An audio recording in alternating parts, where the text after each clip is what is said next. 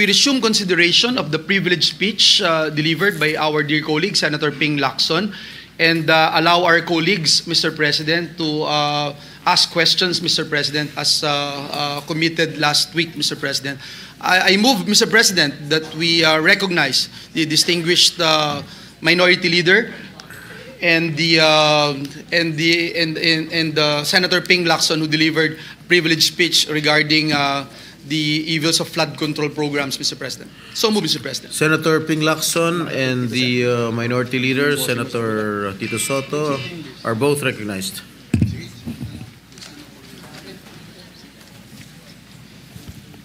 Thank you, Mr. President. Will the distinguished gentleman from Cavite yield to some questions regarding his privileged speech last week? Certainly, to the distinguished minority leader, our minority leader, and I cannot let this opportunity pass without acknowledging the exemplary leadership recently displayed by our minority leader. Not many among our colleagues know that he gave way to all the members of the minority. No? Yung membership po ng Commission on Appointments, binigay niya kina Senators Legarda, Subiri, and Risa Ontiveros. Hindi lang yun, pati yung set, binigay pa po dito sa this humble representation. So that's the mark of a true leader, Mr. President. So thank you, distinguished minority leader. Thank you, kind sir. I am humbled by the manifestation. Thank you.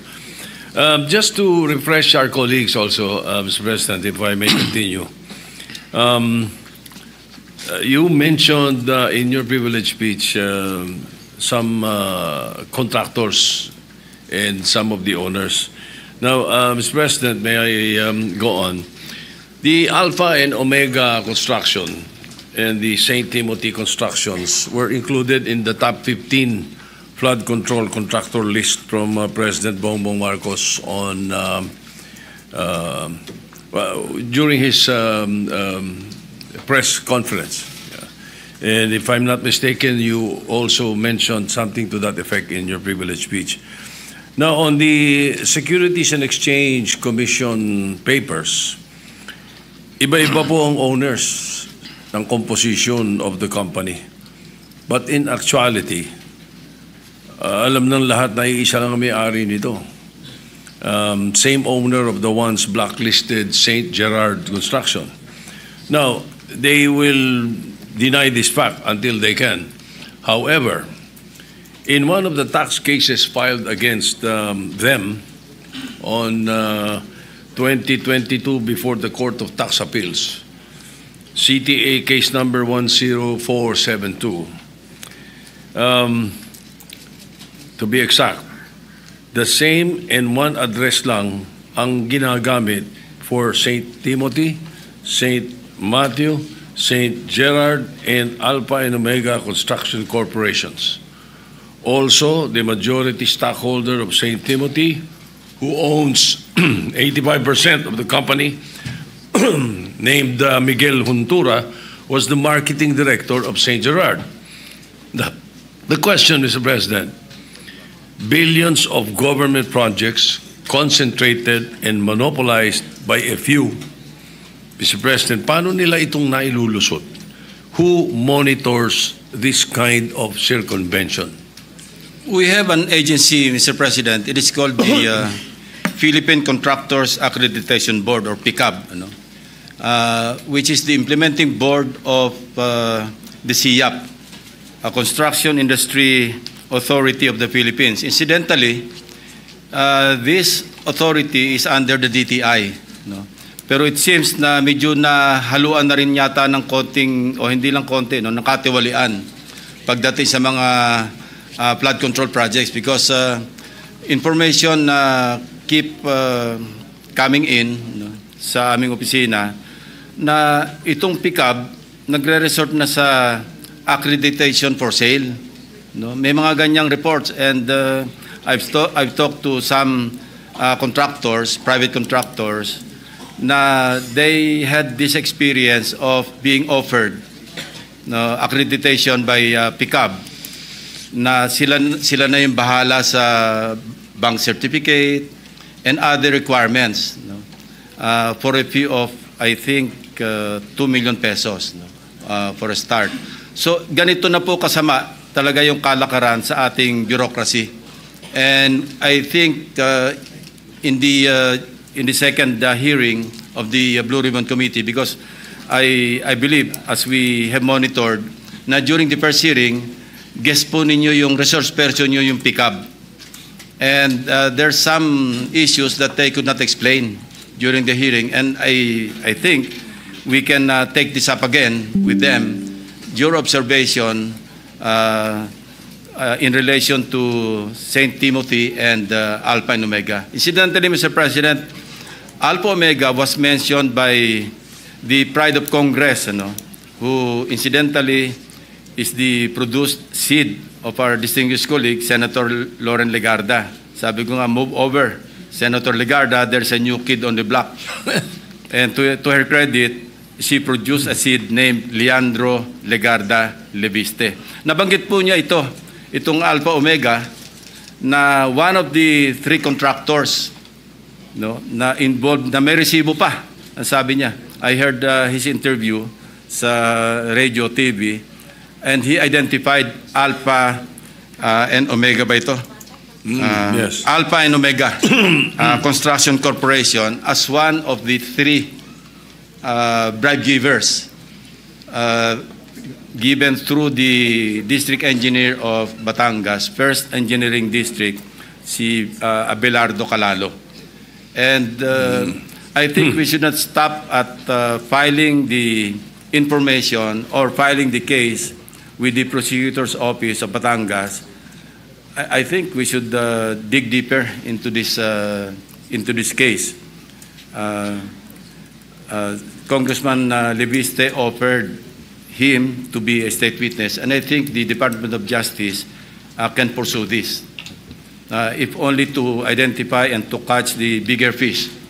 Kasi lumalabas ngayon, as I mentioned in my privilege speech, naging bagmen na lang, naging legmen yung mga district engineers. Sila na lang yung taga-takbo ng mga contractors, and who knows, maybe even the funders who are the sponsors or proponents of insertions in the GAA. Well, thank you for that, Mr. President. May I know how the Philippine Contractors Board is formed? Ano ba ito? Paano nabubuo itong board na to? Who appoints the members? Who elect the members? Let me look into that, Mr. President. But I think that's a good question to be raised in the second hearing of the Blue Ribbon Committee, led by our distinguished colleague, Senator Marcoleta. I-take note natin, Mr. President, so we can ask this question. That's good. Thank you very much. Now, speaking of government officials, to determine the involvement of government officials or intertwined ownership with those who have been blacklisted or those who have tax evasion cases, do you think we should also try to dig deeper during the evaluation of project contractors, such as going into the layers of their ownership? Hindi po ba dapat ganun ang gawin? Certainly, Mr. President, we should look into that. Yung interlocking directorship ang tawag doon, na kung saan nile-layer, pero pag tiningnan mo yung corporation documents ng several corporations, nag-i-interlock yung mga director, sila rin. And of course, nile-layer para hindi ma-identify. And this is a practice being committed by, mga unscrupulous corporations that deal with the government, particularly mga flood control projects. Yeah, Mr. President, your guess is as good as mine also. Hindi ko nga alam kung paano nabubuo itong Philippine Contractors Accreditation Board. Kasi in 2023, the Bulacan River Project amounted to 96.4 million, was deemed completed. However, upon the ocular inspection of the President, stated that more than 200 meters of revetment was not built. And the contractor is St. Timothy Construction Corporation. O sila na naman yun. So after this anomaly, the PICAB, o yung Philippine Contractors Board, no?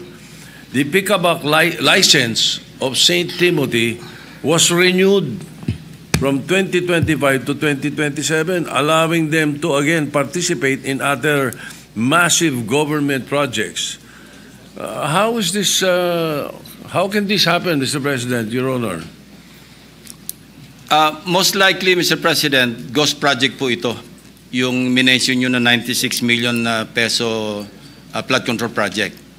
Ang nangyayari po kasi, Mr. President, as I also mentioned in my privilege speech, minsan yung lisensya ng contractor, hinihiram na lamang ng District Engineering Office at sila na nag-implement. And the district engineer is the one, you know, upon receipt of the what we call project designation order. So mag-organize na siya, he will appoint the project engineer, PE. And he will also appoint yung inspector unit, yung mag-i-inspect. And even if hindi makumpleto yung project kasi nga ghost, no, mag-i-issue na rin sila ng tinatawag na Statement of Works Accomplishment. Puro papel po ang tumatakbo, ang umaandar without the project being completed. And I think there's a failure in the monitoring system of the Department of Public Works and Highways in the central office. Kasi meron silang monitoring office under, I think, under a USEC, ano, in the department. Ito yung nagmo-monitor ng progress ng lahat ng mga projects, not only flood control projects, but all kinds of infra projects under the auspices or supervision of the Department of Public Works and Highways. So I don't know how high up yung syndicate, but it seems that the DPWH has become a playground of syndicates. Kasi nung sinabi nga ni Secretary Bonoan na isolated case ang first engineering district ng Bulacan, I did not believe him, Mr. President. Kasi mismong ang presidente, pag nag-iikot sa iba't ibang lugar, may nakikitang ghost projects. I myself, my team, was able to validate this in Nauhan, in Sitio Dike, Barangay Apitong. And I was listening to this interview by Secretary Bonoan. Sabi niya, miscommunication lang daw with the barangay chairman na sinasabing yung project na sinasabing ghost project, ibang lugar daw. Well, ang sinabi niya, Barangay Dike. Barangay, hindi raw sa Barangay Apitong. Sitio Dike, Mr. President, is in Barangay Apitong. And our basis for locating that particular ghost project declared as completed, pero walang project na nangyari, pinabalidate lang namin doon sa barangay chairman and some residents na talagang wala silang nasaksihan na construction ng flood control projects in that area. Kasi isang sitio lang naman to, Mr. President. Ang sinasabi niya, miscommunication, mali raw yung aming team, which I cannot accept, Mr. President, because, you know, I have this habit of validating, counter-checking, validating again before I open my mouth, especially in a privileged speech, because I know I will be fact-checked. You know? And it really happened because andyan na yung media, nagpunta na doon sa mga binanggit kong ghost projects, and they were really fact-checking kung talagang ghost projects. And here comes the DPWH Secretary, no less, no, even accusing us, or insinuating at least, na mali kami, and mali rin daw yung media. So how could the Bulacan 1st District Engineering Office be an isolated case kung laganap na yung kaso?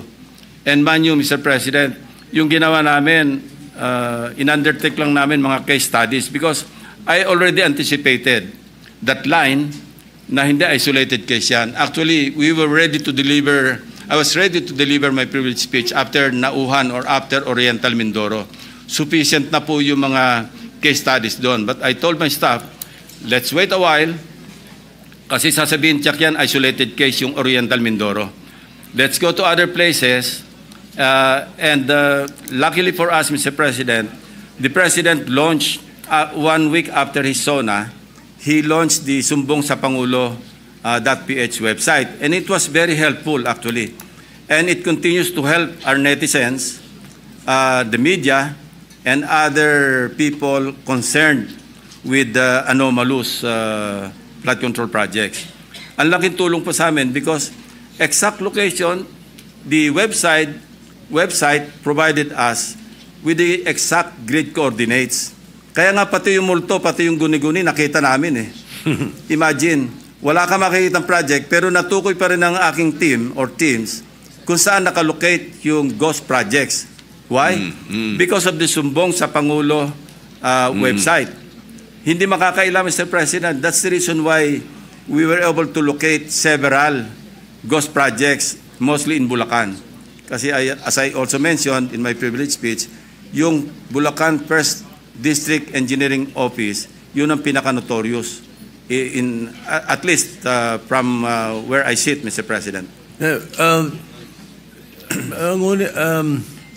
Ginoong Pangulo, Mr. President, ngunit kung completed na yung project, pag sinabing deemed completed, nabayaran na to. Babayaran, Mr. President. Babayaran o nabayaran na? Nabayaran. And there are several signatories like for a project inspection, it has to be declared complete para ma-release yung payment.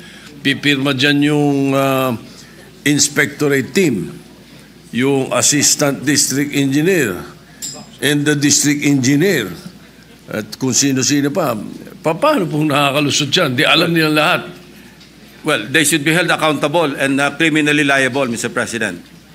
No, if not Correct. administratively, criminally. Kasi kung hindi negligence ito, eh may criminal may violation sa batas, Mr. President. Kasi why would you certify on something na hindi naman totoo? No? And that's the reason why, kasi naabuso na in the course of time, Mr. President, hindi na nagkasya doon sa tinatawag kong pie sharing. Nagtipid pa, nagmenos pa, ginos project na, minaximize na. Kaya nga sabi ko, hindi na flood control ang hinahanap ng Pilipino, grid control. Kasi nasobra na yung grid na sinagasaan ng lahat. Wala na. Hubris, yung tawag natin doon, Mr. President, hubris. Kasi nahirate, and we also encountered cases or case studies wherein nag-ghost na, pinus pa yung lot harder, ginos pa ulit for the succeeding year.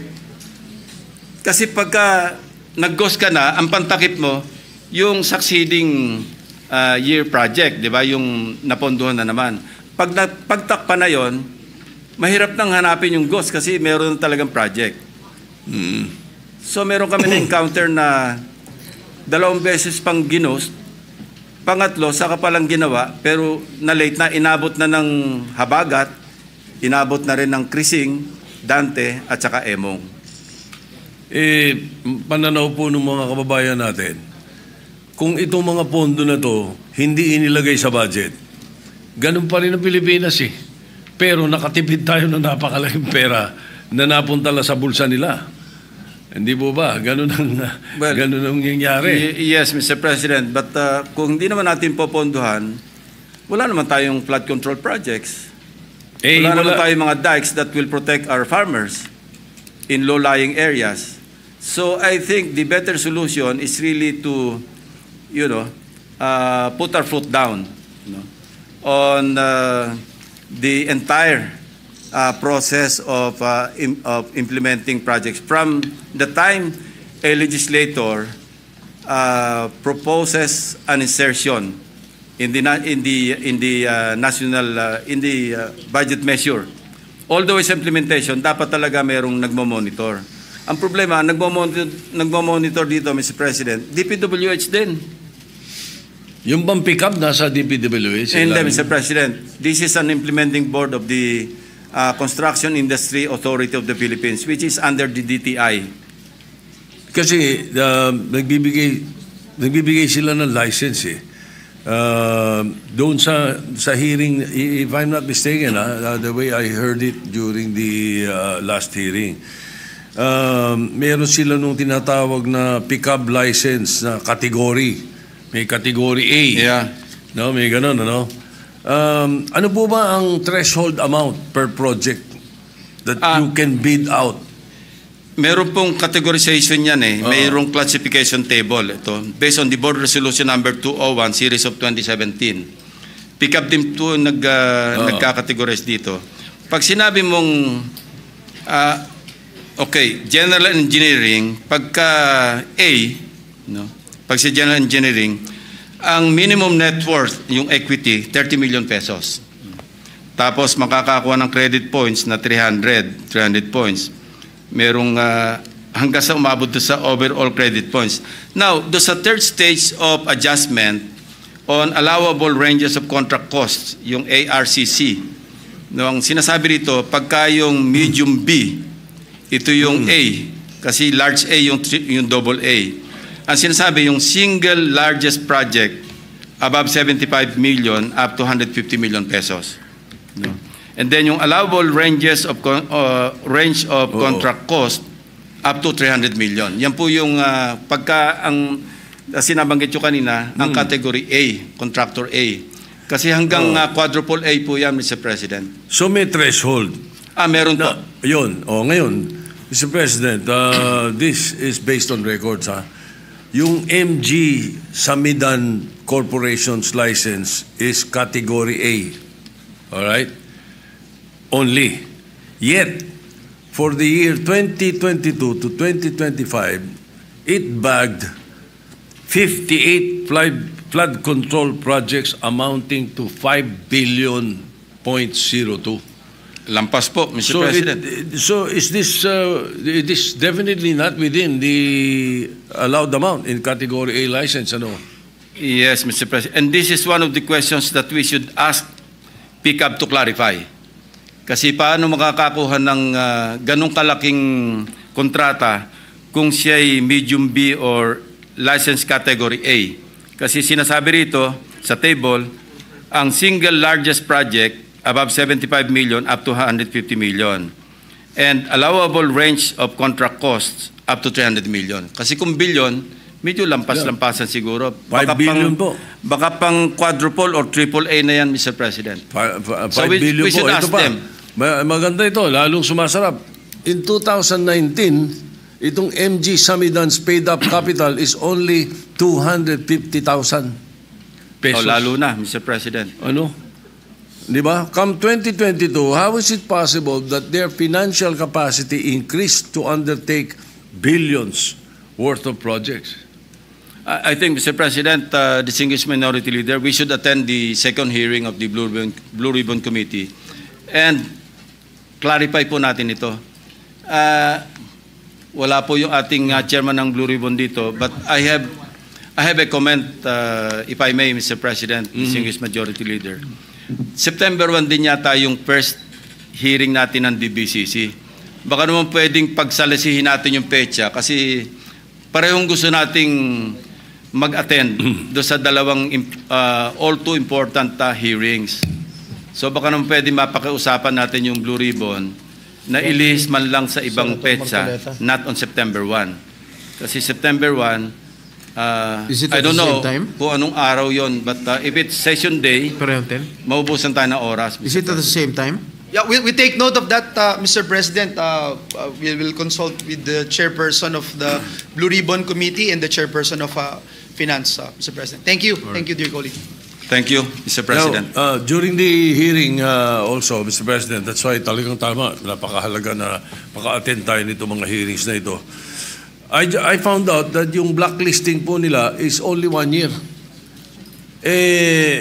I feel that it's too lax a penalty for being blacklisted. Hindi lang yun tapos gagawa pa ng ibang kumpanya. Do you think we should come up with a sticker penalty? Let's say 3 to 5 or 3 or 5 years. Pag na-blacklist ka, dapat 5 taon, hindi ka pwede. What do you think, Your Honor, Mr. President? Mr. President, I was told that the creation of PICAB is under Republic Act 4566, and I think we should revisit RA 4566 para ma-check natin itong I won't say anomaly, but itong probably kailan i-update natin yung batas, Mr. President. Good, Mr. President. At least we would be able to look into that piece of legislation. Ano?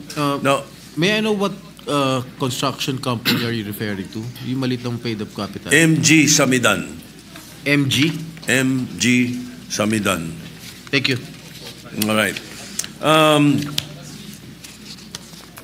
Ito, madalas kong naririnig sa inyo ito during not only during the campaign, but many years ago.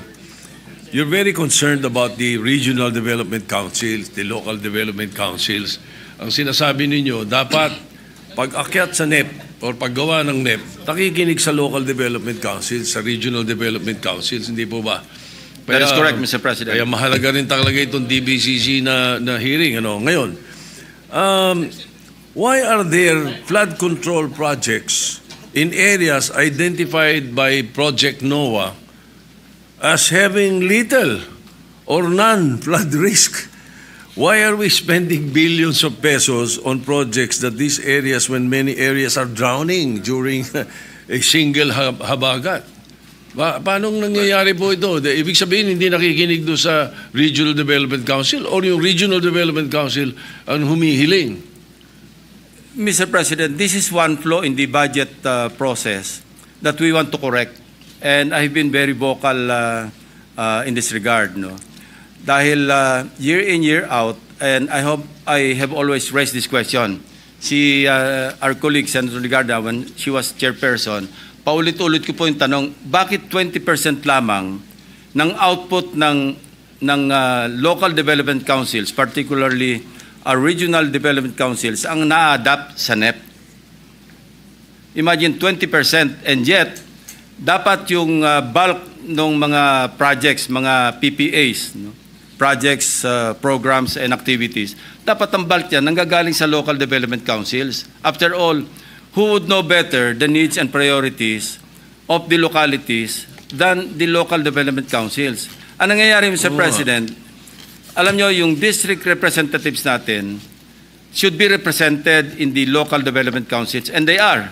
No? Even in the barangay development council, they can send their representatives. And then municipal, city, provincial, pwede sila mag-attend. And that's where they should, debate with the local government units na kailangan nila yung mga proyekto rin sa loob ng kanilang district. Na sa ganon, when the budget call comes, nakasama na sa National Expenditure Program yung output ng mga regional development councils. Anong nangyayari, Mr. President? Normally, they don't participate. Why? Because sabi nila, pagdating naman sa Congress, kami naman ang bida. Mag-i-insert lang kami. Ang problema sa insertions, walang consultation sa end users. Local, yeah. Sa local government units. Wala rin consultation sa mga implementing agencies. And that's the reason why, again, during budget deliberations, I had always questioned, bakit ang laki lagi ng ating unused appropriations?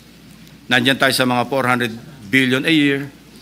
From 2010, I think, up to 2020 for 10 years, parang ang average natin on a yearly basis, parang 452 billion. Why? Because the implementing agencies would not know how to implement the projects because they were not consulted. And remember when we talked to Senator Mark Villar, some time ago, I thought he would take it against me when he was DPWH Secretary, na binabawasan ko yung budget ng agency niya. And he told us, no, as a matter of fact, we were thankful, even the other agencies, other departments, were very thankful that you were pointing out that the insertions or the amendments introduced or proposed by legislators, hindi man lang sila kinonsulta. And that's the reason why yung unused appropriations kept adding up. Kasi kung hindi nila alam, wala silang program of works, wala silang planning, paano nila implement? Ang problema nga, Mr. President, and I think ayaw natin marinig ito, no? The Filipino people hate to hear this, And we're also afraid to say it. No? Pero ang nangyayari, pinapasukan ng personal interest eh. Yung insertions, minsan sometimes nagiging supplier-friendly or contractor-friendly. Hindi na iniisip talaga kung ano yung needs and priorities of their constituents. Halimbawa, nakadeploy yung aking, contractor ako, congressman din ako, nakadeploy yung aking mga equipment sa isang lugar. Yung mobilization nun, pag-deploy ko sa ibang lugar, medyo magastos. So doon ako mag-i-insert doon sa lugar na nakadeploy na equipment ko. Kahit hindi masyadong kailangan. Ay, talaga hindi kailangan, Mr. President. And sometimes, alam din naman natin to, Mr. President, na yung pagpili ng mga district engineers, mayroong say ang mga district representatives. No? It works both ways, Mr. President. Naglalabi yung district engineer para mapunta siya sa district. Ang gagamitin niyang tagalabi, district representative. Yun naman district representative, gusto niya, bata niya yung district engineer. So pag it has come to a point na pag nag-insert, minsan, hindi na ito hundreds of millions. Umabot na minsan ng 10 billion pesos in one district. We heard stories about, or based on records, isang district, 51 billion. Isang district, 15 billion. Malulunod sila doon, Mr. President. How can one district absorb, ang tinatawag natin, absorptive capacity? How could it absorb 51 billion pesos worth of projects in a district? Tell me, Mr. President. Imposible. I've heard the NCR mayors complaining. Don't you think it's time that the local executives and the Sanggunians be actively involved in flood control projects? I believe so, Mr. President. No? Kaya lang, pag nag-sign off yung local government units, halimbawa, bago makapag-start ng project, yung contractor sa isang munisipyo o sa isang probinsya, at hihingi pa ito ng permit sa mayor, nadagdagan na naman yung ating... Yun. Yan ang problema natin, Mr. President. So I think, ang pakialam dapat ng mga local government units, by way of the Local Development Council, sa planning, Mr. President. Dapat dyan sila mas malaki ang pakialam. And then, after the completion of the project, may pakialam sila to inspect kung nasunod ba yung specs, kung naandyan ba talaga yung project, hindi ba ghost. I think, doon sa dalawang phases na yon, doon dapat may pakialam yung mga local government units. But, in the process of implementation, pag binigyan natin ng poder, at kung mo ng permit, madadagdagan yung slice ng pie, Mr. President. So mas pwedeng pakinggan itong sinasabi. Kasi si Manila Mayor Moreno, sabi yung 200 flood control projects daw in Manila worth 14 billion ay wala raw lahat permit. So in other words, hindi kumuha ng permit sa kanila kasi. Pero ang sinasabi naman ni Mayor Belmonte, Joy Belmonte, many flood control projects bypass the LGU not as far as permits are concerned, but as far as the redundancy or alignment with their city plans. So more or less, lumilinya sa sinasabi mo, yung sinasabi Mr. ni Mayor President. Belmonte. All right. Now, one final question, Mr. President, Your Honor. Do you think it's time we put a cap on how many government infrastructure projects a contractor may be awarded? Let's say a maximum of 5 projects, tapos hindi annual. Total, ilang daan yung mga kontratista na yan, napakadami nila. Maraming maliliit, maraming gustong tumulong, nakukupong ng 15. 500 billion, 15. I think it's about time, Mr. President, we study the possibility of having a cap. Will you agree to that, Mr. President? I could not but agree, Mr. President, na kasama nito pag na-revisit natin yung RA 4566, the law that created the PICAB. No? Baka pwedeng lagyan natin ng cap. Huwag naman yung makopo ng... Well, there's always 1,000 ways to skin a cat, so to speak, Mr. President. No? magagawa lang ng napakaraming corporations o construction companies yung isang contractor, di ganun din ang suma total, Mr. President. Pero doon papasok naman yung sinasabi natin sa board na scrutinize nila ang mga members nitong mga kumpanya na ito at kung sino-sino lang. I agree, Mr. President. This is really a very complex problem, no? Maganda lang, it has come to light because of the SONA of the President, followed up by his Sumbong sa Pangulo website, kaya medyo nagising din yung ating mga kababayan na maging involved na because after all, these are taxes that they keep paying, no? Pumunta ka lang sa mall, sa grocery, taga ka agad ng 12% VAT eh. Wala naman lumiligtas sa tax, maski yung tax evader, hindi makaligtas sa VAT eh. And so also, we should all get involved and we should all really, for a change, you know. Kaya nga ako, when I was interviewed once, and I intend to manifest during the hearing, the first hearing with the DBCC, gusto ko i-manifest, Mr. President, for a change, i-adapt na lang natin yung NEP eh. So it's all on the executive department. I-monitor na lang natin how, or i-oversee na lang natin how they implement their own budget. No? But you know, it's easier said than done. No? Because we're only one house and we are 24. Of course, some of our colleagues have their own advocacies, no? Well-intentioned as they are, na hindi rin naman siguro papayag na as is where is yung ating NEP. okay. But I'm tempted to manifest and even move that we adapt. Wala pa tayong trabaho. May I, Mr. President, with the indulgence of our minority, I can end this now. I can end this, Mr. Majority Leader. Thank you very much. At malaking bagay din nakatulong yung privilege speech ng ating colleague from Cavite. Congratulations for that and thank you very much. Majority Leader, thank you. Yes, I am done. Thank you. Thank you, Mr. President. Majority Mr. President, Leader. just one interjection, considering that our dear colleague, Senator Lacson, made that statement on the National Expenditure Program. I have heard in the news yesterday, or 2 days ago, that some members of the House were saying it's all in the NEP, even those projects that were inspected. So my only question, Mr. President, is it possible that in the submission of the National Expenditure Program, some of the nominations or project pet projects of legislators will also be part of the NEP, that it's already there, and therefore you cannot say it's just a executive budget and therefore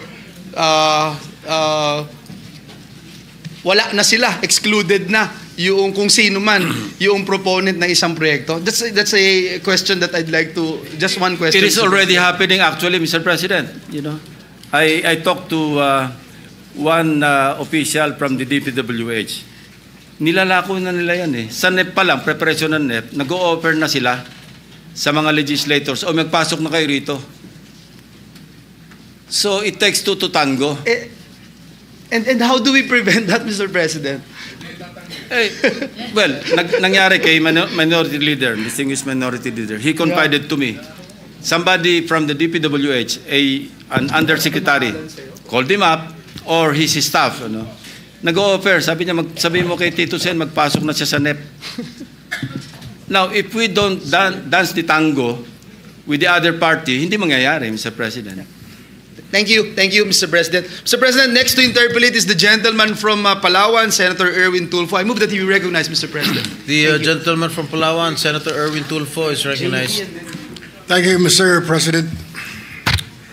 First of all, I would like to manifest, being the Vice Chair of the Blue Ribbon Committee, we have already invited the Philippine Contractors Accreditation Board on our next hearing, Mr. President. Mr. President, I rise today with anger and frustration, not just as a legislator, but as a Filipino taxpayer. Because what I heard in the privileged speech of our colleague, Senator Lacson, is nothing short of a national disgrace. Ginoong Pangulo, ito po ay garapalan at sistematikong pandarambong harap-harapan. Habang ang mga bata ay hindi makapasok sa eskwela at mga manggagawa late sa trabaho dahil sa baha ang kalsada, may mga opisyal at kontratista na nagbubunyi sa kanilang mansyon. Now, will a distinguished gentleman from Cavite yield to some direct and very serious question? Willingly to the distinguished gentleman from Palawan and the Republic of the Philippines. Ang una ko pong katanungan, Mr. President, ang pag-i-insert po ba sa NEP o ika nga sa BICAM, kaya bang gawin ito ng isang ordinaryong mambabatas o kinakailangan niyang ika nga maging opisyal o may kataasang katungkulan bilang mambabatas, Mr. President? Every legislator, Mr. President, is entitled to introduce amendments. Hindi natin mapipigil because all of us, ako mismo, nag-amend po ako, nagsasubmit ako ng amendments.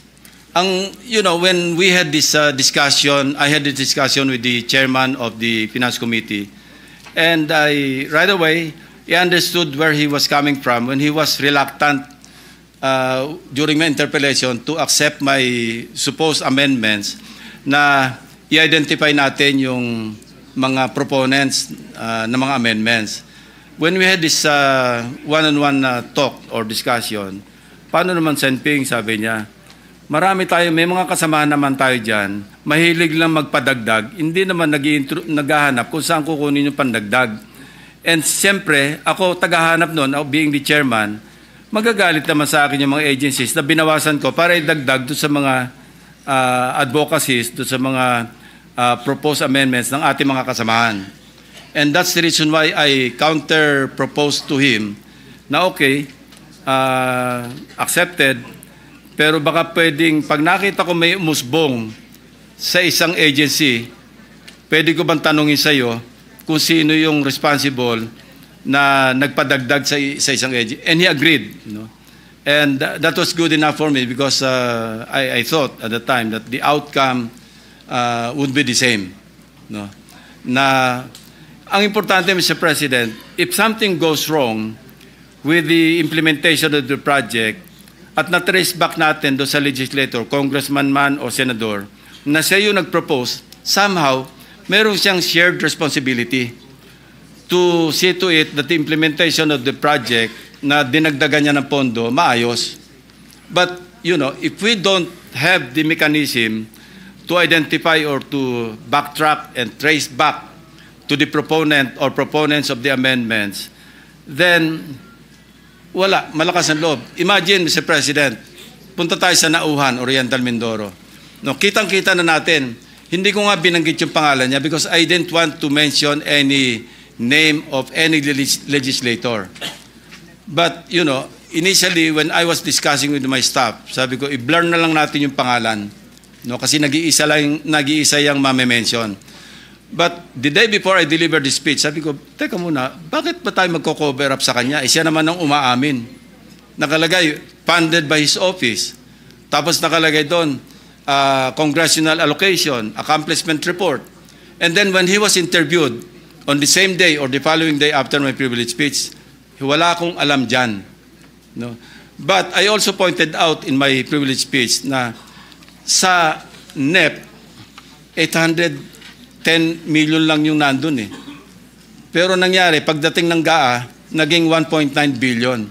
So sino ngayon nagpasok ng 1.1 billion? Worse, Mr. President, hindi pa sa regular budget kinuha. Kinuha niya from the Special Purpose Fund, from the unprogrammed appropriations, which is under the Special Purpose Fund. How can you, ngayon lang ako nakarinig na from the regular budget, nag-realign papunta sa unprogrammed appropriations and vice versa. Hindi po nangyayari because yung regular budget, ito yung items in the GAA na talagang ito yung nakakalat sa mga implementing agencies. Now, unprogrammed appropriations under the Special Purpose Fund, ang tawag po dito, standby fund, augmentation. Pag kinapos ang pera sa regular budget, huhugot doon sa program appropriations. And there are requirements. Hindi ganun kasimple. Kailangan merong excess revenue collection or merong bagong revenue measure o kaya may approved loan. Napakahirap pong i-access. Kaya this will be one of the questions that I will raise before the DBCC to ask DBM paano na nakapag-allocate, nakapag-release ng SARO sa isang proyekto na hinugot yung pera from the program fund. Marami po tayong dapat i-correct, Mr. President, kasi ang pagkaalam ko sa budget natin, tatlo po yan eh. Regular budget, special purpose fund, and automatic appropriations. Now, when will we stop? Baka mamaya pati automatic appropriations i-realign na rin. Okay. Mr. President, sa inyong pong nakaraan na privilege speech, nabanggit po ninyo ang paggamit nga ng unprogrammed funds for flood control projects. Maaari niyo po bang ipaliwanag for the record paano itong mga pondo na ito na na-access at nagagamit despite their nature as one program, Mr. President? Hindi ko pa maipapaliwanag yan kasi mahirap pong gawin yan eh. Ang pwede magpaliwanag dyan, DBM. Paano na-access yung unprogrammed appropriations para i-allocate sa flood control project. Ang masama, substandard pa. Sa inyo pong research, Mr. President, were there instances where unprogrammed funds used to finance projects that turn out to be anomalous, incomplete, or even non-existent? Yes, Mr. President. Doon nga, sa case study namin sa Oriental Mindoro, yung 1.1 billion na nanggaling sa unprogrammed appropriations, yung iba doon nahugot para gawin yung isang proyekto na substandard. Kaya nga tigas ng katatanggi yung congressman eh, na hindi akin yan. After owning up, no, by way of billboards, banners, even on Facebook, na siya mismo yung nag-post, na ako yung nag-allocate, talagang sabi ko nga, mapag-angking congressman. Now, it's very easy to deny na siya yung responsible sa realignment or sa insertion because hindi mo matitrace eh, walang record. Sa House kasi, di ba, sabi nga ni Congressman Toby Tiangco, small committee. No? Isasabit sa small committee, and then, bahala na, wala nakakaalam. Walang record. Even in our case in the Senate, di ba, ang practice natin, magko-caucus tayo, and then the chairman or chairperson will just ask the individual members, magsabit na kayo ng individual amendments. I understand the predicament of the chairman, Mr. President, because if we tackle everything on the floor, hindi tayo matatapos. Kaya ginagawa na lang, for exigency, magsabit na lang kayo ng written amendments. But, Mr. President, sana man lang, alam natin kung sino yung nag-submit ng written amendments. Kasi meron daw tayong kasama rito, magdadagdag sa isang department ng 5 billion. Wala namang kasama kung saan kukunin. I think we should be responsible enough na pag nagdagdag tayo sa isang department, sa isang agency, tayo na rin ang humugot kung saan kukunin. Para kumpleto kasi zero sum yan, Mr. President. Para bang plus minus, we will end up with the same sum, total. Kasi we cannot increase the budget. We can only reduce or maintain the total, the net total of the items or the funds for that particular GAA. Mr. President, you also mentioned coded budget in Bulacan First District. There were 28 projects all pegged in 77.199 million. Sa dinami-dami po ng ahensyang naghimay-himay ng budget, bakit po nakalusot? Bakit ngayon lang natin ito nakita? Bakit tila hinayaan natin na mangyari ito, Mr. President? The same question lingers in my mind, Mr. President. Paano nangyari? I cannot answer your question, Mr. President. Mr. President, sa darating po na budget deliberation, paano po ito dapat bantayan, lalo na ng mga parte ng inyo pong grupo ng minorya? Well, sa akin, one good deterrent is to identify the proponents of the amendments or insertions. Malaking deterrent po yun. Kasi sa ngayon, malalakas ang loob na mag-insert in the billions or tens of billions of pesos. Kasi alam nila, hindi naman sila ma-identify eh.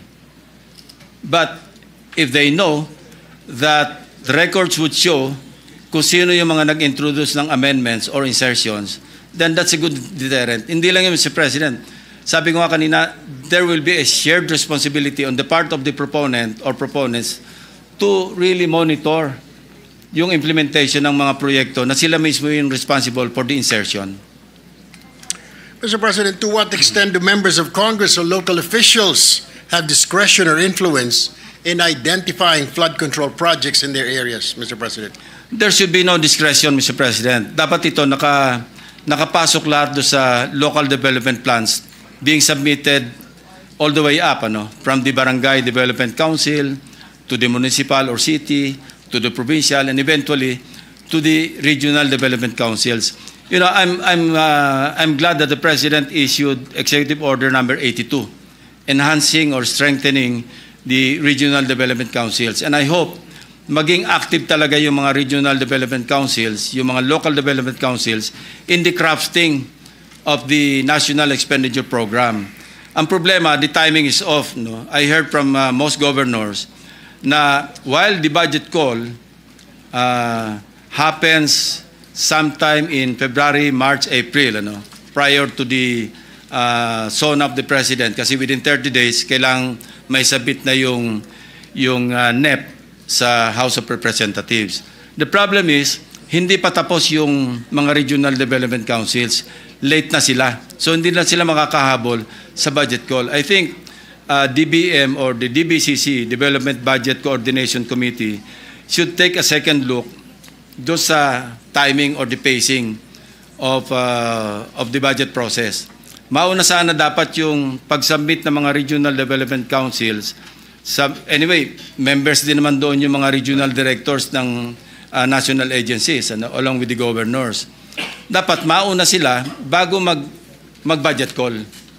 Na sa ganun, nakasynchronize yung mga needs and priorities ng mga local government units doon sa ipiprepare na National Expenditure Program or the President's budget. Pangulo, nabanggit din po ninyo sa inyong nakaraang privilege speech na may mga contractors tulad ng Darcy and Anna Builders, Wawa Builders, that are repeatedly implicated in fake or recycled projects that are so-called ghost or guni-guni projects. Bakit po nangyayari ito? Ano po ba, meron po bang pamamaraan, Mr. President, na maiwasan na ito sa susunod, na ito po'y matanggalan na lisensya, na ito po'y makasuhan para hindi na po umulit pa? Rightly so, Mr. President. We really should run after these people, But, of course, we also have to rectify yung mga flaws sa ating sistema sa gobyerno rin. Because it is the PICAB that issues accreditation, even to agencies na nabanggit na nga ni Minority Leader kanina, na may kaso na sa Court of Tax Appeals, nire-renew pa yung accreditation. Tapos single A lang yung ang categorization, bibigyan mo ng pagkalakalaking proyekto. So these are things that we should tackle when the Blue Ribbon Committee resumes its next hearing. We should raise this issue with PICAB, with DPWH, with all the agencies that should clarify these matters. Mr. President, I have last two questions. Would the good gentleman, the former chief of the Philippine National Police, that the existing or that the specific gaps or loopholes in the current accountability chain from project design to fund release to monitoring allow corruption and inefficiency to persist unchecked? We should not allow, Mr. President. And we have this mandate of oversight, because pag nagpasa tayo ng batas, our duty doesn't stop there. We should monitor, we should exercise our oversight function as members of the Senate, as members of Congress, to see to it that the law that we passed are properly implemented. In this case, the General Appropriations Act. Mr. President, would you agree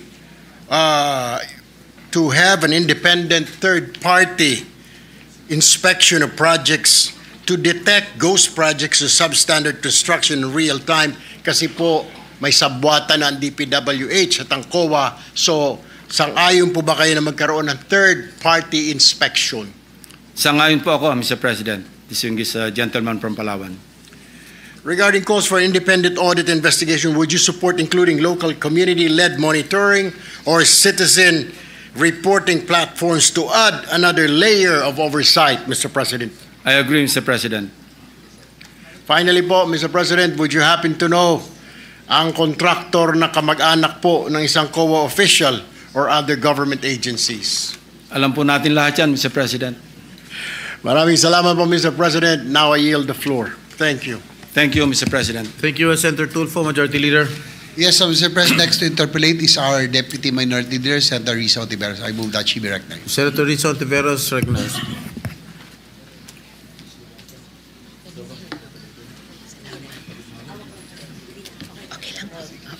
Salamat, Mr. President.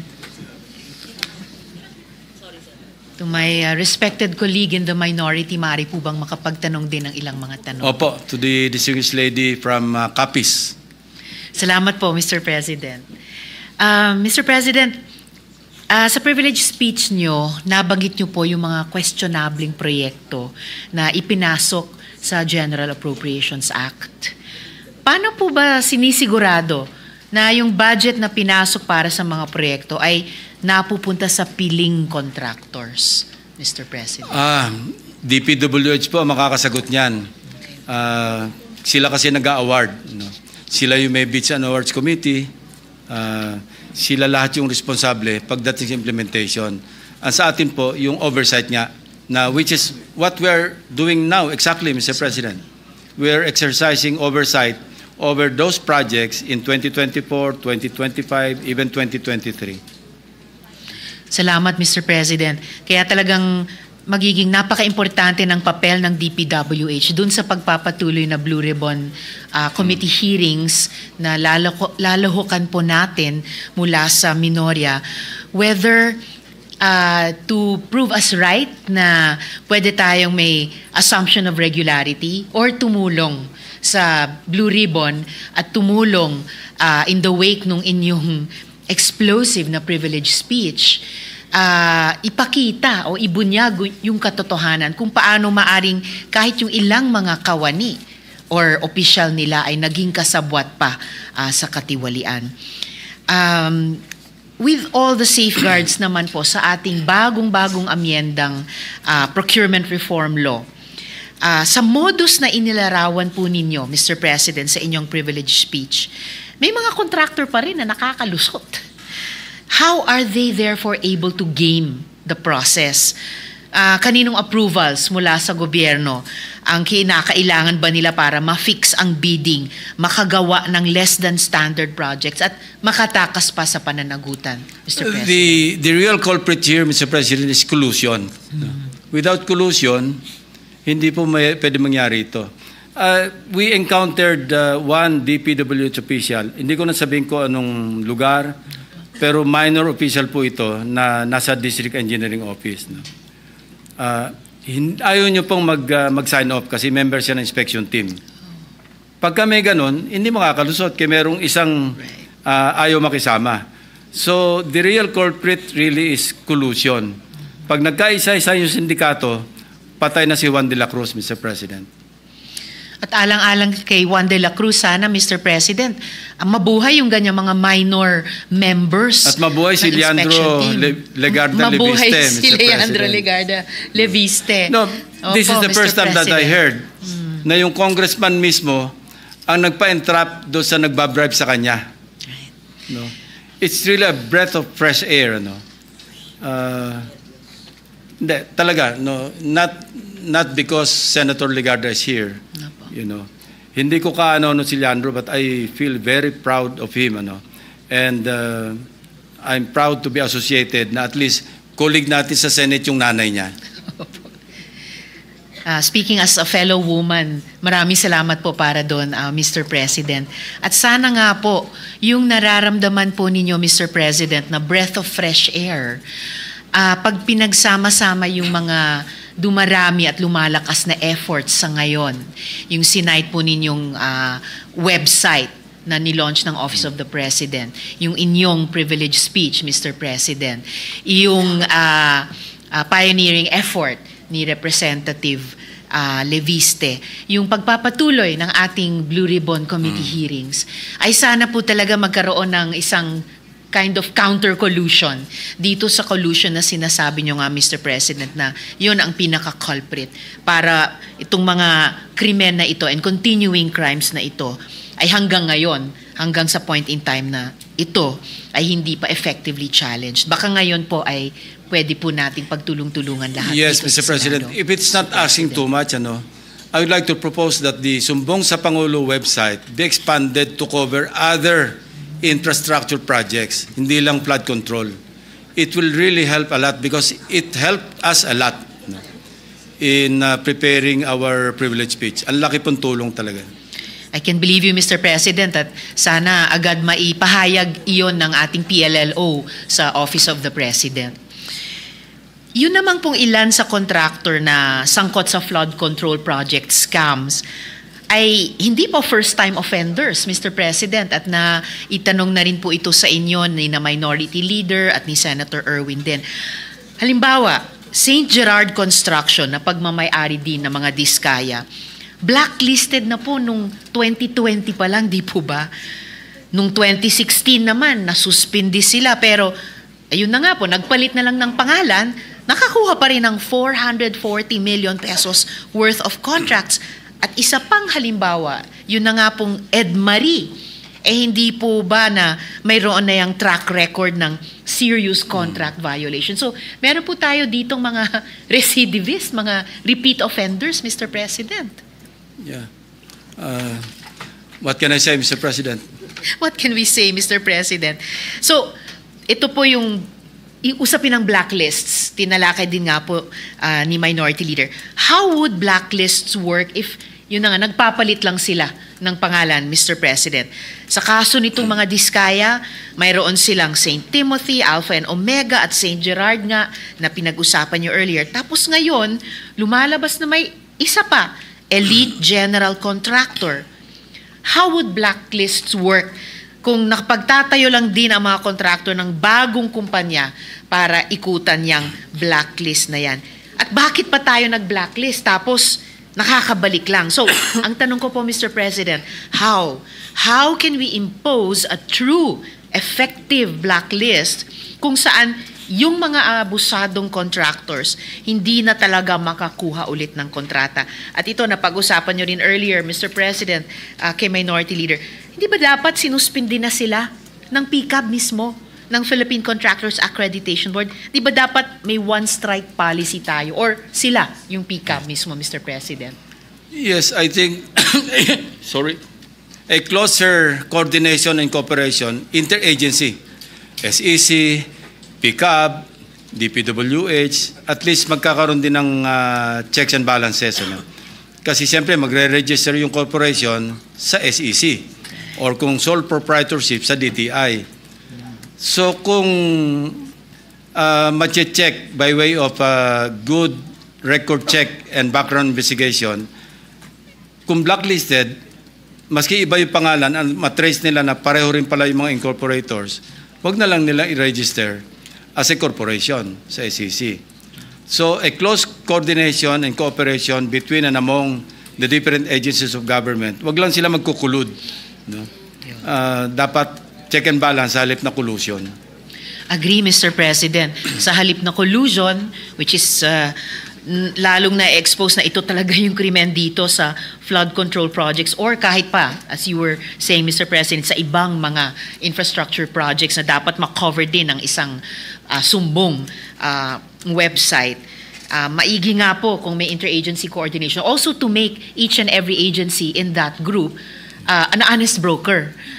Kung alam po ng PCAB na ngayon po sa interpellations na ito, nagkakaroon tayo ng duda kung nandun sila sa isang interagency body. Tama po kayo, Mr. President, mas makaka-check and balance pati sa isa't isa sa pagganap ng kanilang tungkulin.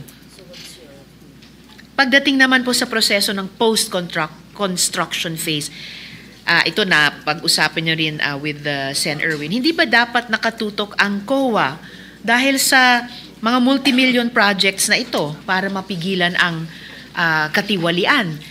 Kaya lang nga po, Mr. President, lumabas nga po sa balita over the weekend na ang asawa ng isang COA commissioner ay nakakuha di umano ng humigit kumulang na 200 million pesos worth ng flood control projects. Ibig sabihin, so ito, umaalingaw sa isip ko, Mr. President, yung termino yung collusion, yung mismong opisyal ng ahensyang na atasan i-audit ang mga proyektong ito ay tila may connection sa modus ng flood control. So, paano kaya, Mr. President, Well, kapag Mr. President, nabanggit ko rin to sa aking privilege speech. Kasama ko 0.5% to 1%. Pag malaking project, payag yung COA, I believe they are referring to the resident COA. Payag sila sa 0.5% kasi ang laki ng project, volume Pag medyo alanganin yung project, medyo maliit lang, hindi mapayag ng 0.5, kailangan 1%. So kung kasabot pati yung COA, kasabot yung inspector team, kasabot yung district engineer, kasabot yung project engineer, naloko na, Mr. President. Naloko na, Mr. President. May layers of collusion pala na pinipil away lang ngayon. Well, you know, Mr. President, coming from law enforcement, ako laging ang aking, where I'm coming from, gusto ko talaga merong certainty of punishment. Kasi pag hindi napaparusahan, lalong na-embolden, at the same time, lumalakas sa loob ng mga susunod, nakakalusot naman gagaya na rin ako. Pero kung merong maparusahan, mag-iisip na maraming beses yung susunod. Mahirap na yan. Merong naparusahan, merong na-convict, merong nakulong. That's the problem, Mr. President. I agree, Mr. President. Yan ay problema at kaya nakikiisa ako sa panawagan nyo, Mr. President, na nabasa ko, narinig sa media recently na dapat talaga may kahit siguro isang malaki na mapanagot dito sa flood control scam na ito bilang deterrent nga for future crimes or criminals to think to commit such crimes. Nakikiisa ako dahil yan din ang paniniwala ko sa pinakamabisang deterrent sa krimen. Kahit pa sa pananaw ng restorative justice, ito ang pinakamalakas na deterrent ay yung certainty na yung gagawa ng krimen ay mahuhuli, maiimbestiga siya kapag at mapoprosecute at kung guilty siya ay masisentensyahan, mapaparusahan. Huling tanong ko na lang po, Mr. President, may paraan, dahil pinag-uusapan natin layers of collusion and therefore dapat layers of accountability. May paraan ba para mahabol ng gobyerno yung mga contractor at i-compel sila na tapusin ang kanilang mga proyekto at their own cost? Magkano po ang porsyento na napupunta ulit sa warranty or performance bond para sa mga 10%. nasirang Yeah, 10%. Ang laki. So, anong pagwawasto o indemnification ang maaaring singilin laban sa mga contractors na may mga proyektong nasira, Mr. President? Depende sa violation, Mr. President. Kung obvious naman, lalo na kung ghost project, alangan namang i-repair lang nila yung ghost project nila. Dapat yon talagang prosecution kaagad ang katapat. Opo. Alam nyo, Mr. President, sa privilege speech nyo at lahat ng mga sumasabay na developments, nagkakaroon tuloy ng bagong kahulugan ng ghosting. Hindi na lang po sa mga personal na relasyon, pati po sa relasyon dapat ng gobyerno at private sector sa ating mga mamamayan. Dahil tama pong sinabi nyo, Mr. President, ang perang ginoghost dyan sa mga proyektong yan ay galing talaga sa buwis ng mamamayan. So in closing, Mr. President, lubhang nakakabahala ang tila sabuatan, collusion nga, na nagaganap sa pagitan ng iba't ibang ahensya ng gobyerno para makakubra at makalusot sa modus ng flood control. Mula sa mga baluktot na contractors na gumagawa ng substandard at ghost projects, sa mga opisyal na mga ahensyang naatasan mag-implement ng mga proyekto na pumoporsyento naman sa mga proyekto ang ibang mga politiko o nagtangkang maging politiko na nakikinabang sa pondo ng bayan, hanggang pa sa ilang taga-COA na dapat nire-review ang mga kontratang ito pero tila naging kontratista rin. O mga pikab na kailangan pang patunayan sa Senado, sa Blue Ribbon na ginagawa nila ang kanilang tungkulin talaga. Marami pong salamat muli, Mr. President, Senator Lacson, sa pagbibigay liwanag sa issue na ito. At ngunit, Mr. President, totoong hindi ito nagtatapos dito. Maraming salamat po. Maraming salamat po, Senator. Thank you, Mr. President, and to the distinguished lady from Capiz, maraming salamat po sa inyong mga tanong. Thank you, Senator Risa, Majority Leader. Yes, Mr. President, next interpolate is this representation. I move that I be recognized, Mr. President. Who? This representation. All right. Please proceed. Mr. President, I would like to manifest my support to the revelations made by the gentleman from Cavite in his privilege speech, and ask a few questions later. Ang issue pong ito tungkol sa mga flood control projects ay hindi po biro. Ito po ay nagdudulot ng pagkawatak-watak ng mga tirahan, ari-arihan, kabuhayan. Tila inanod at tinangay ng rumaragas ang baha ang pera ng sambayanan dahil sa kapabayaan at kasakiman. Sabi nga ng ating Pangulo, mahiya naman kayo. Pero ngunit talagang hindi siguro tinatablan ng hiya ang mga walang hiya.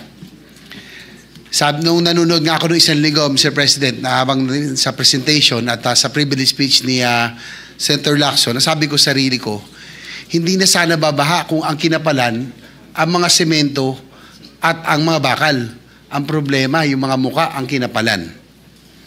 Mayroon po tayong natanggap na may impormasyon na talamak ang korupsyon sa isang district engineering office na binanggit na rin po ng ating pong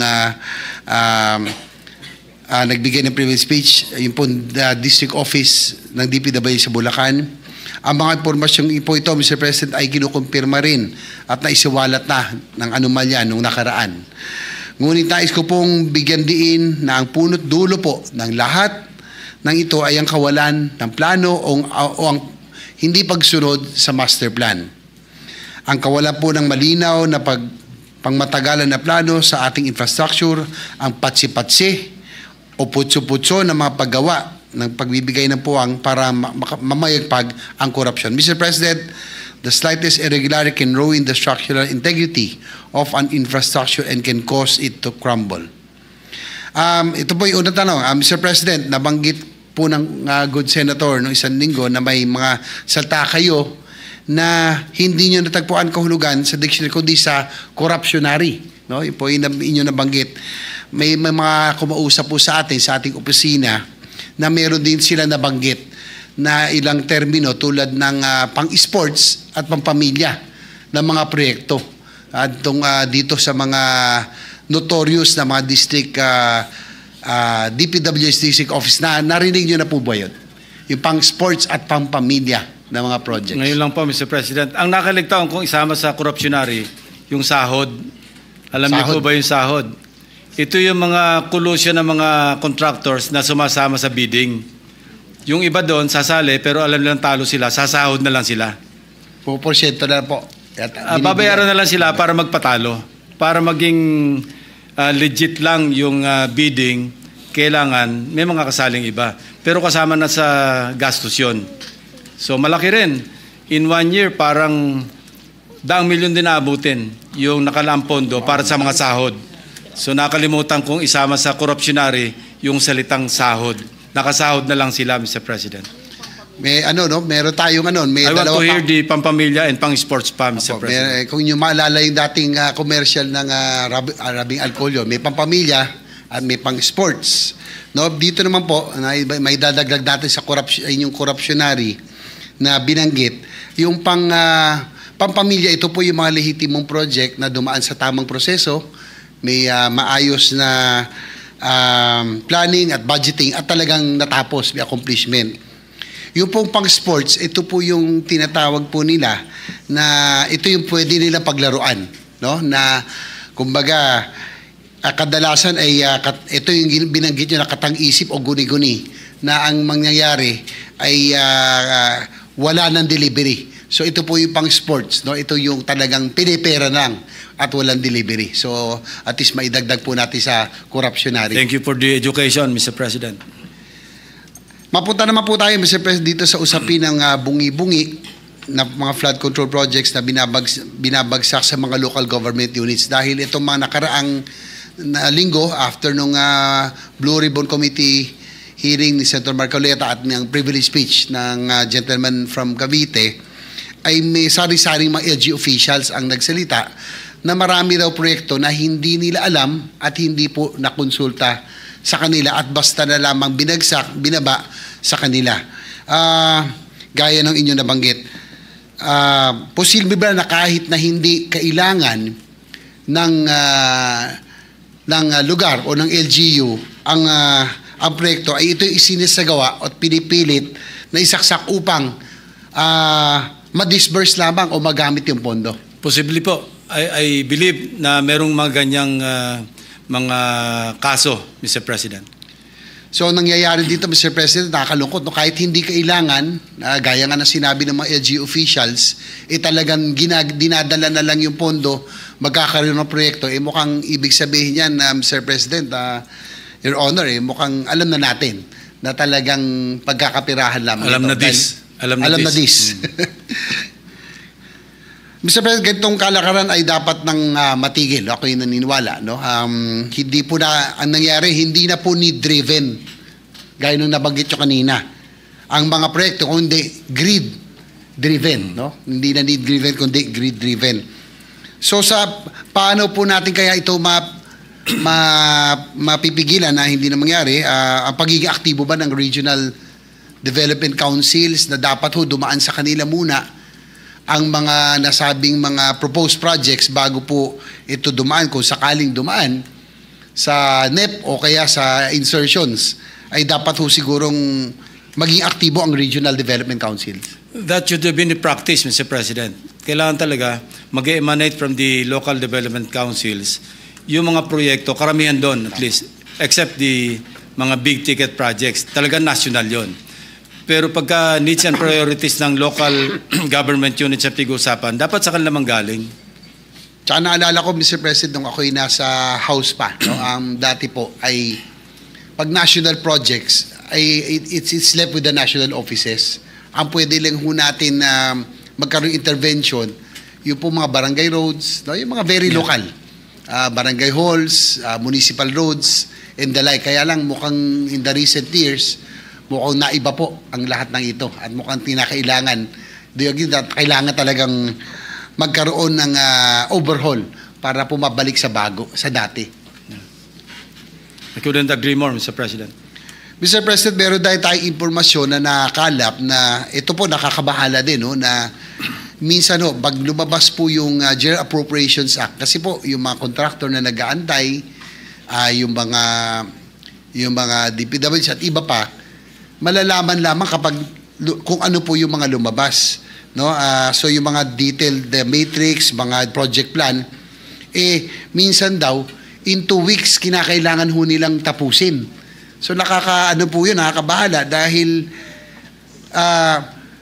ito ang magiging dahilan kung bakit nagiging bungi-bungi siguro ang proyekto, dahil ang nangyayari daw Mr. President, hindi ko lang kung nakuha niyo impormasyon na minsan dahil po sa oras, no, ay minsan tinuturo-turo na lang. Minsan yung coordinates ay mali-mali. Kaya po siguro yung pinresent yung proyekto, yung sa Bulacan, yung sa Nauhan, ay hindi dikit-dikit.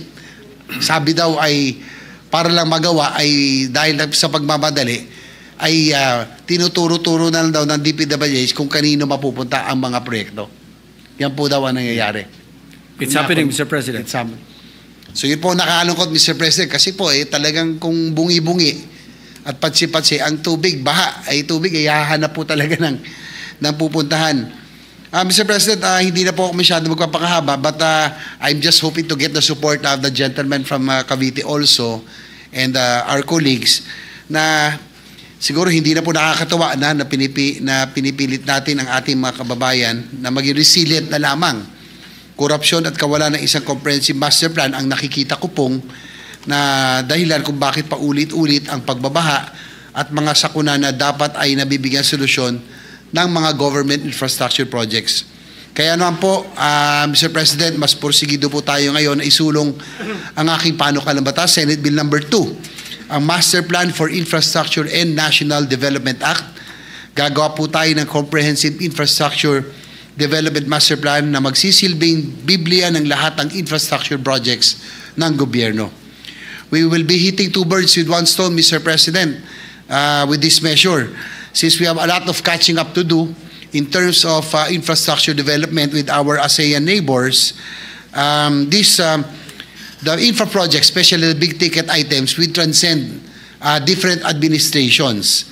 And second, with the comprehensive master plan, we can avoid occurrence of these insignificant ghost projects and stop the modus of corruption. Naghanda na po tayo ng isang privilege speech tungkol dito na nais ko po sana ibahagi sa inyo sa mga susunod na araw. Sana po, Mr. President, pagtulong-tulungan po natin na maipasa ito sa Senado. Hindi po tayo titigil at magtatrabaho po tayo para sa isang maayos, world-class na mga infrastruktura na deserve ng ating mga kababayan. Mr. President, I'd like to thank the gentleman from Cavite. Maraming salamat po for bringing this up. No? Tama lang po, talagang kinakailangan na po talaga nating matigil ang gatong modus dahil talagang medyo umobra na po.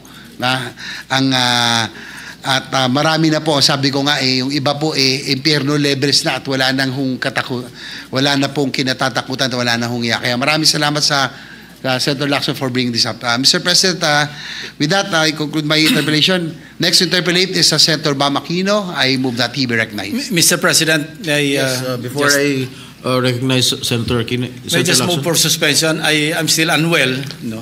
If you notice, my voice is cracking. Maybe we can suspend consideration and resume the interpellation in the next session. So if I may, with the indulgence of the gentleman from Tarlac.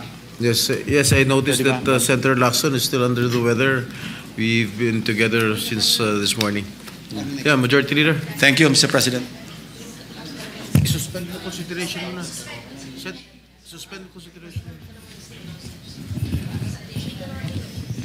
With that, Mr. President, I move to suspend the interpellation of the privilege speech of Senator Lacson. Any objection? There being none, motions approved. Mr. President, I move that we proceed to the additional reference of business. Secretary, please read the additional reference of business. Additional reference of business, bills on first reading, Senate number 85.